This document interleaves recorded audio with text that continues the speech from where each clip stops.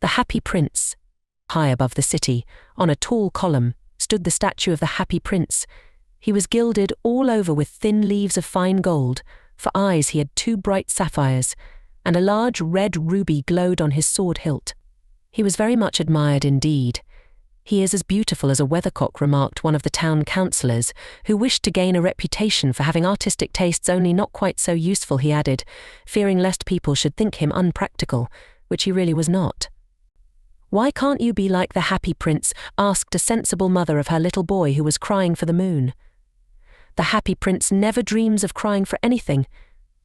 "I am glad there is someone in the world who is quite happy," muttered a disappointed man as he gazed at the wonderful statue. "He looks just like an angel," said the charity children as they came out of the cathedral in their bright scarlet cloaks and their clean white pinafores. "How do you know?" said the mathematical master. "You have never seen one." "Ah, but we have in our dreams," answered the children, and the mathematical master frowned and looked very severe, for he did not approve of children dreaming. One night there flew over the city a little swallow. His friends had gone away to Egypt 6 weeks before, but he had stayed behind, for he was in love with the most beautiful reed. He had met her early in the spring as he was flying down the river after a big yellow moth, and had been so attracted by her slender waist that he had stopped to talk to her. "Shall I love you?" said the swallow, who liked to come to the point at once, and the reed made him a low bow. So he flew round and round her, touching the water with his wings and making silver ripples. This was his courtship, and it lasted all through the summer. "It is a ridiculous attachment," twittered the other swallows. "She has no money, and far too many relations, and indeed the river was quite full of reeds." Then, when the autumn came, they all flew away. After they had gone, he felt lonely, and began to tire of his lady love. "She has no conversation," he said, "and I am afraid that she is a coquette, for she is always flirting with the wind, and certainly, whenever the wind blew, the reed made the most graceful curtsies. I admit that she is domestic," he continued, "but I love travelling, and my wife, consequently, should love travelling also. Will you come away with me?" he said finally to her, but the reed shook her head. She was so attached to her home. "You have been trifling with me," he cried. "I am off to the pyramids. Goodbye," and he flew away. All day long he flew, and at night time he arrived at the city. "Where shall I put up?" he said. "I hope the town has made preparations." Then he saw the statue on the tall column. "I will put up there," he cried. "It is a fine position, with plenty of fresh air," so he alighted just between the feet of the Happy Prince. "I have a golden bedroom," he said softly to himself as he looked round, and he prepared to go to sleep, but just as he was putting his head under his wing, a large drop of water fell on him. "What a curious thing!" he cried. "There is not a single cloud in the sky. The stars are quite clear and bright, and yet it is raining. The climate in the north of Europe is really dreadful. The reed used to like the rain, but that was merely her selfishness." Then another drop fell. "What is the use of a statue if it cannot keep the rain off?" he said. "I must look for a good chimney pot," and he determined to fly away. But before he had opened his wings, a third drop fell, and he looked up and saw, What did he see? The eyes of the Happy Prince were filled with tears, and tears were running down his golden cheeks. His face was so beautiful in the moonlight that the little swallow was filled with pity. "Who are you?" he said. "I am the Happy Prince." "Why are you weeping then?" asked the swallow. "You have quite drenched me." "When I was alive and had a human heart," answered the statue, "I did not know what tears were, for I lived in the palace of Sans-Souci, where sorrow is not allowed to enter. In the daytime I played with my companions in the garden, and in the evening I led the dance in the great hall. Round the garden ran a very lofty wall, but I never cared to ask what lay beyond it. Everything about me was so beautiful. My courtiers called me the Happy Prince, and happy indeed I was, if pleasure be happiness. So I lived, and so I died. And now that I am dead, they have set me up here so high that I can see all the ugliness and all the misery of my city. And though my heart is made of lead, yet I cannot choose but weep." "What? Is he not solid gold?" said the swallow to himself. He was too polite to make any personal remarks out loud. "Far away," continued the statue in a low musical voice, "far away in a little street there is a poor house. One of the windows is open, and through it I can see a woman seated at a table. Her face is thin and worn, and she has coarse, red hands, all pricked by the needle, for she is a seamstress. She is embroidering passion flowers on a satin gown for the loveliest of the Queen's maids of honour to wear at the next court ball. In a bed in the corner of the room her little boy is lying ill. He has a fever, and is asking for oranges. His mother has nothing to give him but river water, so he is crying, "Swallow, swallow, little swallow, will you not bring her the ruby out of my sword hilt? My feet are fastened to this pedestal, and I cannot move." "I am waited for in Egypt," said the swallow. "My friends are flying up and down the Nile and talking to the large lotus flowers. Soon they will go to sleep in the tomb of the great king. The king is there himself in his painted coffin. He is wrapped in yellow linen and embalmed with spices. Round his neck is a chain of pale green jade, and his hands are like withered leaves. Swallow, swallow, little swallow," said the prince, "will you not stay with me for one night and be my messenger?" The boy is so thirsty, and the mother so sad. "I don't think I like boys," answered the swallow. "Last summer, when I was staying on the river, there were 2 rude boys, the miller's sons, who were always throwing stones at me. They never hit me, of course we swallows fly far too well for that, and besides, I come of a family famous for its agility, but still, it was a mark of disrespect." But the happy prince looked so sad that the little swallow was sorry. "It is very cold here," he said, "but I will stay with you for one night and be your messenger." "Thank you, little swallow," said the prince. So the swallow picked out the great ruby from the prince's sword and flew away with it in his beak over the roofs of the town. He passed by the cathedral tower, where the white marble angels were sculptured. He passed by the palace and heard the sound of dancing. A beautiful girl came out on the balcony with her lover. "How wonderful the stars are," he said to her, "and how wonderful is the power of love." "I hope my dress will be ready in time for the state ball," she answered. "I have ordered passion flowers to be embroidered on it, but the seamstresses are so lazy." He passed over the river and saw the lanterns hanging to the masts of the ships. He passed over the ghetto and saw the old Jews bargaining with each other and weighing out money in copper scales. At last he came to the poorhouse and looked in. The boy was tossing feverishly on his bed, and the mother had fallen asleep, she was so tired. In he hopped and laid the great ruby on the table beside the woman's thimble.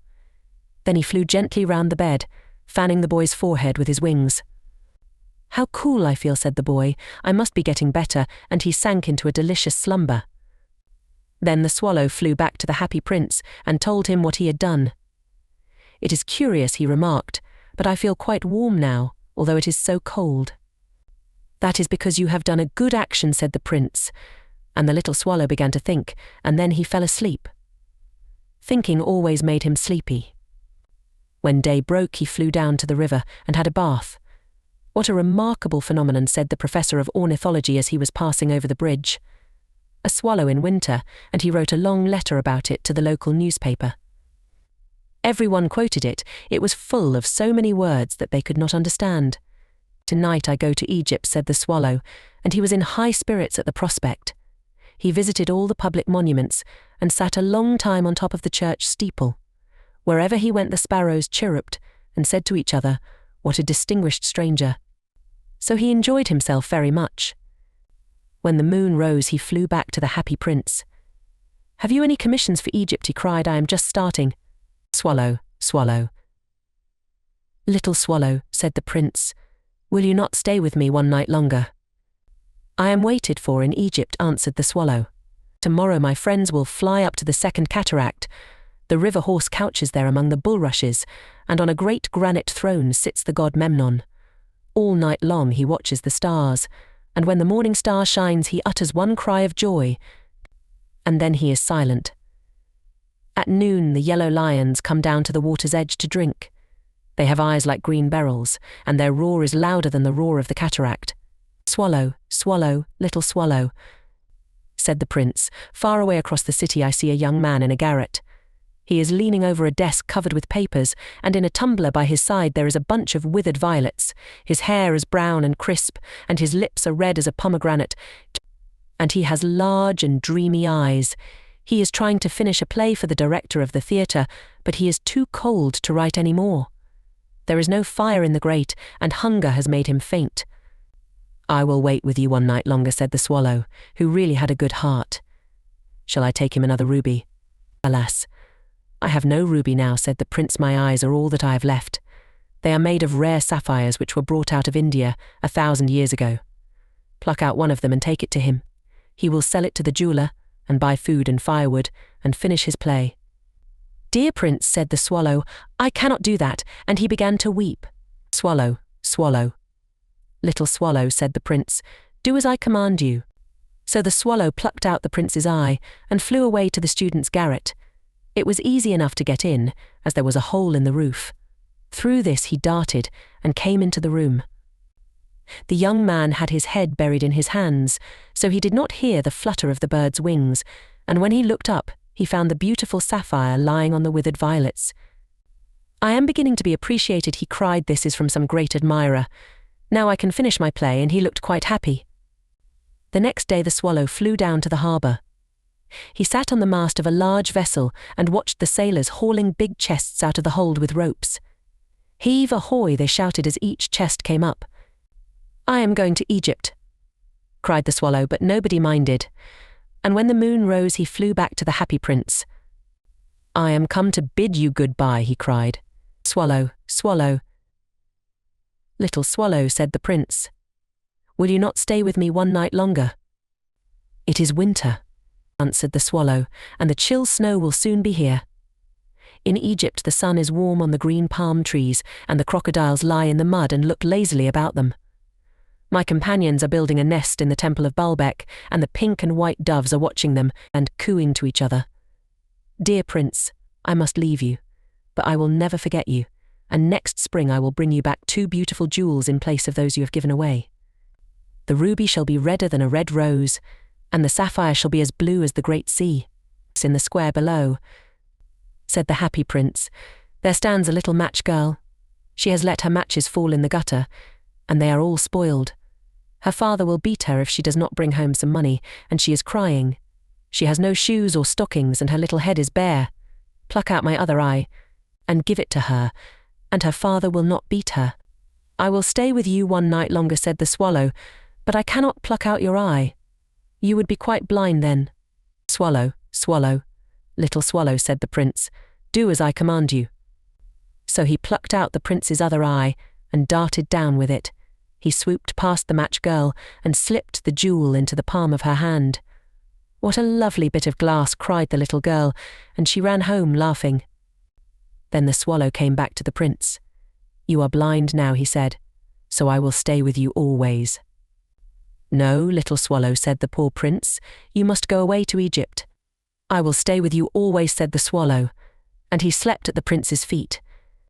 All the next day he sat on the prince's shoulder and told him stories of what he had seen in strange lands. He told him of the red ibises, who stand in long rows on the banks of the Nile and catch goldfish in their beaks, of the Sphinx, who is as old as the world itself and lives in the desert and knows everything, of the merchants, who walk slowly by the side of their camels and carry amber beads in their hands, of the king of the mountains of the moon, who is as black as ebony, and worships a large crystal of the great green snake that sleeps in a palm tree and has 20 priests to feed it with honey cakes. And of the pygmies who sail over a big lake on large flat leaves and are always at war with the butterflies. Dear little swallow, said the prince, you tell me of marvellous things, but more marvellous than anything is the suffering of men and of women. There is no mystery so great as misery. Fly over my city, little swallow, and tell me what you see there. So the swallow flew over the great city and saw the rich making merry in their beautiful houses while the beggars were sitting at the gates. He flew into dark lanes and saw the white faces of starving children looking out listlessly at the black streets. Under the archway of a bridge 2 little boys were lying in one another's arms to try and keep themselves warm. How hungry we are, they said. You must not lie here, shouted the watchman, and they wandered out into the rain. Then he flew back and told the prince what he had seen. I am covered with fine gold, said the prince. You must take it off, leaf by leaf, and give it to my poor. The living always think that gold can make them happy. Leaf after leaf of the fine gold the swallow picked off, till the happy prince looked quite dull and grey. Leaf after leaf of the fine gold he brought to the poor, and the children's faces grew rosier, and they laughed and played games in the street. "We have bread now," they cried. Then the snow came, and after the snow came the frost. The streets looked as if they were made of silver. They were so bright and glistening, long icicles like crystal daggers hung down from the eaves of the houses. Everybody went about in furs, and the little boys wore scarlet caps and skated on the ice. The poor little swallow grew colder and colder, but he would not leave the prince. He loved him too well. He picked up crumbs outside the baker's door when the baker was not looking and tried to keep himself warm by flapping his wings. But at last he knew that he was going to die. He had just strength to fly up to the prince's shoulder once more. "Goodbye, dear prince," he murmured. "Will you let me kiss your hand?" "I am glad that you are going to Egypt at last, little swallow," said the prince. "You have stayed too long here, but you must kiss me on the lips, for I love you." "It is not to Egypt that I am going," said the swallow. "I am going to the house of death. Death is the brother of sleep, is he not?" And he kissed the happy prince on the lips and fell down dead at his feet. At that moment a curious crack sounded inside the statue, as if something had broken. The fact is that the leaden heart had snapped right in two. It certainly was a dreadfully hard frost. Early the next morning the mayor was walking in the square below in company with the town councillors. As they passed the column he looked up at the statue. "Dear me, how shabby the happy prince looks," he said. "How shabby indeed," cried the town councillors, who always agreed with the mayor, and they went up to look at it. "The ruby has fallen out of his sword, his eyes are gone, and he is golden no longer," said the mayor. "In fact, he is little better than a beggar." "Little better than a beggar," said the town councillors. "And here is actually a dead bird at his feet," continued the mayor. "We must really issue a proclamation that birds are not to be allowed to die here," and the town clerk made a note of the suggestion. So they pulled down the statue of the happy prince. "As he is no longer beautiful, he is no longer useful," said the art professor at the university. Then they melted the statue in a furnace, and the mayor held a meeting of the corporation to decide what was to be done with the metal. "We must have another statue, of course," he said, "and it shall be a statue of myself." "Of myself," said each of the town councillors, and they quarrelled. When I last heard of them, they were quarrelling still. "What a strange thing," said the overseer of the workmen at the foundry. "This broken lead heart will not melt in the furnace. We must throw it away." So they threw it on a dust heap where the dead swallow was also lying. "Bring me the two most precious things in the city," said God to one of his angels, and the angel brought him the leaden heart and the dead bird. "You have rightly chosen," said God, "for in my garden of paradise this little bird shall sing forevermore, and in my city of gold the happy prince shall praise me."